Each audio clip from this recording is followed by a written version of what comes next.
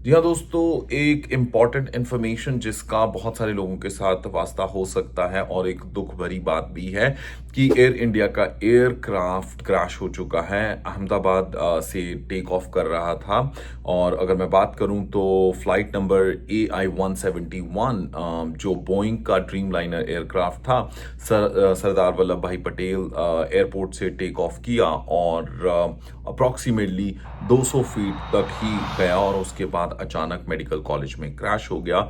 और जो भी लोग इससे इम्पैक्ट हो रहे हैं उनके लिए क्या है इम्पॉर्टेंट चीज़ें और कैसे कनाडा के साथ ये रिलेटेड है, अगर आप ये जानना चाहते हैं तो हमारे साथ देखिए आज की अंत तक ये video. Check, check, Johnny Ernst.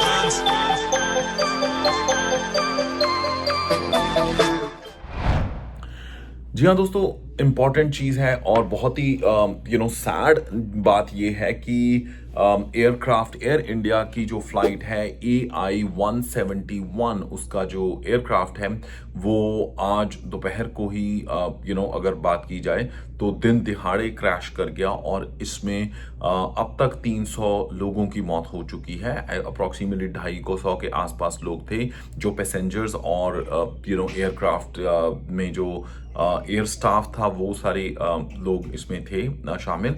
और जैसे आपको पता है हर एयर प्लेन के लिए 2 पायलट्स होते हैं, तो अचानक कहा जाता है कि इसके जो दोनों इंजन्स थे सेम टाइम पे ख़राब हो गए हैं और जिसकी वजह से ये अचानक कुछ ही फीट टेक ऑफ करने के बाद मेडिकल कॉलेज में क्रैश कर गया। तो ऑब्वियसली जो लोग पैसेंजर्स थे एयरक्राफ्ट में वो तो उनकी जान तो नहीं बच पाई और उसके साथ साथ अब कुछ न्यूज़ चैनल कह रहे हैं कि एक बंदा कोई बच गया है, कौन है उसकी डिटेल्स तो अब तक नहीं है जब तक मैं ये वीडियो बना रहा हूँ। पर उसके साथ साथ क्योंकि ये जो प्लेन था वो क्रैश हुआ है मेडिकल कॉलेज में, तो मेडिकल कॉलेज के स्टूडेंट्स कहा जाता है कि उस वक्त लंच ब्रेक पे थे, मेस में थे या फिर कैंपस में थे।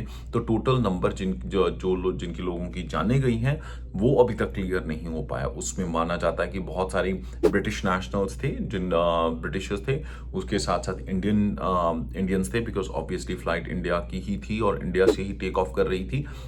उसमें कनेडियंस भी थे और दूसरी नेशनैलिटी के लोग भी थे। तो फिलहाल अगर आप इस वक्त इंडिया से फ्लाइट ले रहे हैं, हो सकता है कुछ फ्लाइट की डिले चल रही हो या उसमें चेंजेस आपको देखने को मिले, या फिर अगर आपने अहमदाबाद एयरपोर्ट पे आपकी फ्लाइट लैंड होगी या आप इस वक्त कनाडा से इंडिया फ्लाई करने वाले हो तो आपकी फ्लाइट की जो में कुछ ना कुछ चेंजेस आ सकते हैं। अगर एयर इंडिया की बात की जाए तो पहले भी ऐसे हादसे हुए हैं हिस्ट्री में, बट देखा जाए तो ये जो एयरक्राफ्ट है काफ़ी डिपेंडेबल माना जाता है। जी हाँ, बोइंग का ड्रीम लाइनर जो एयरक्राफ्ट है 787 ड्रीम लाइनर, ये काफ़ी डिपेंडेबल एयरक्राफ्ट माना जाता है।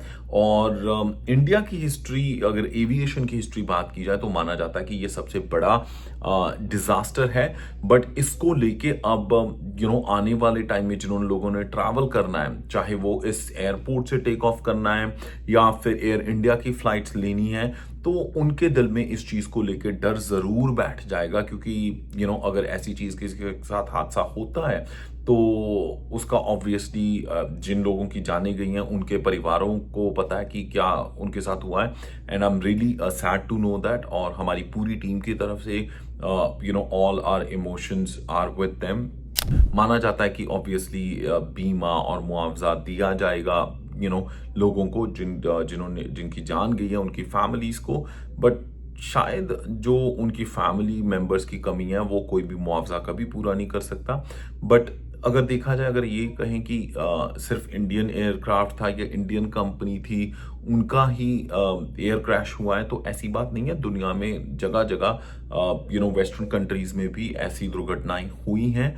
बट ऑब्वियसली अब गवर्नमेंट और जो इंटेलिजेंस एजेंसीज हैं वही बता पाएंगी कि एग्जैक्टली क्या हुआ था इस हादसे में। बट फिलहाल जो लोग कनाडा में हैं और वो अगर अहमदाबाद एयरपोर्ट पे उनकी फ्लाइट्स लैंड होने वाली है या वहां से टेक ऑफ करने वाले थे, तो उसमें डिसरप्शन या चेंजेस आ सकते हैं। अगर आप हाल ही में इंडिया ट्रैवल करने वाले हो या इंडिया से आने वाले हो तो एक बार उसको दोबारा चेक कर लें। हो सकता है कि आपकी फ्लाइट्स में कोई ना कोई चेंजेस हों उसकी वजह से, या फिर पूरी चीज़ें चेक करें और कोशिश करें। एक छोटी सी रिक्वेस्ट है, हम सब यूट्यूब पे एक फैमिली है, जब आपके घर वाले या आपके लव्ड वंस कभी भी किसी ट्रैवल पे जा रहे हैं तो मेक श्योर कि कोशिश कीजिए किसी भी तरह की स्ट्रेस वाली बात मत कीजिए, किसी तरह की नेगेटिव एनर्जी को मत क्रिएट कीजिए, क्योंकि ये बात सच है कि पूरी दुनिया में लोग एक जगह से दूसरी जगह जाते रहते हैं, पर ये नहीं पता होता कि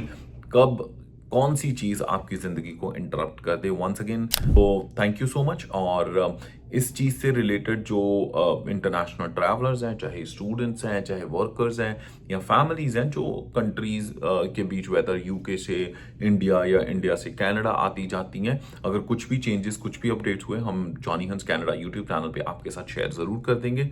सो थैंक यू वंस अगेन।